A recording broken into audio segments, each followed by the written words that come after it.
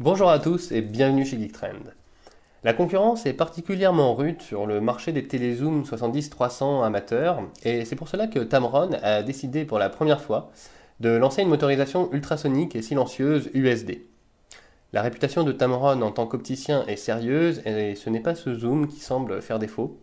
Notez qu'il est développé pour le full frame et qu'en l'utilisant sur un capteur APS-C, vous aurez un équivalent 105-450 mm en 24-36.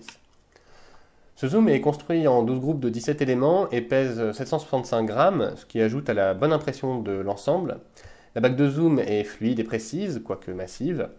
La construction globale fait vraiment bonne impression et nous notons la présence appréciable d'une fenêtre de distance de la mise au point. Le diamètre du filtre est de 62 mm et l'ouverture est de f4.5.6. Si celle-ci n'est pas très lumineuse, Tamron propose une stabilisation optique particulièrement efficace sur presque 3 stops. La particularité de ce zoom est la motorisation ultrasonique et silencieuse USD, laquelle est une grande première pour cet opticien. Ce qui frappe donc au premier abord, c'est le silence de fonctionnement de cette optique, alors que les Tamron émettent souvent un petit grognement désagréable. De plus, la vitesse de mise au point est véloce et surtout précise. En effet, pas de problème de back ou de front focus n'entache le plaisir d'utilisation. La qualité d'image est impressionnante pour une optique de cette gamme. À pleine ouverture, le piqué est excellent au centre et se dégrade lentement en allant sur les bords, tout en restant très bon. Le rendement est optimum entre 5.6 et f11, sur une plage allant de 70 à 135 mm.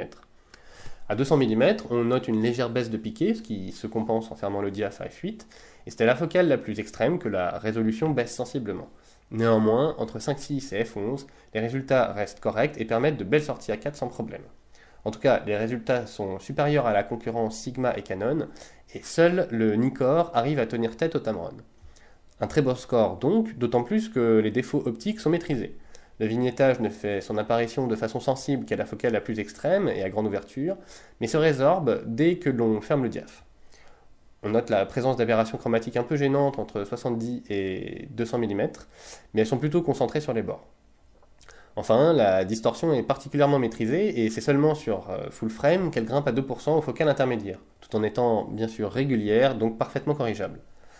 Au final, ce zoom étonne par l'homogénéité de sa qualité. Non seulement il est particulièrement bien construit, mais Tamron ose pour la première fois implémenter une motorisation ultrasonique et silencieuse dans ses productions. Un grand pas en avant, fort appréciable et bénéfique. De la même façon, la stabilisation fait un travail remarquable sur presque 3 stops. Le seul regret que nous ayons est que la distance minimale de mise au point soit d'1,50 m, ce qui le prive d'une utilisation macro comme son prédécesseur. En tout cas, nous recommandons cette optique qui se trouve facilement au même niveau que ses compétiteurs les plus prestigieux pour un prix sensiblement inférieur. A bientôt chez Geektrend pour un nouvel essai.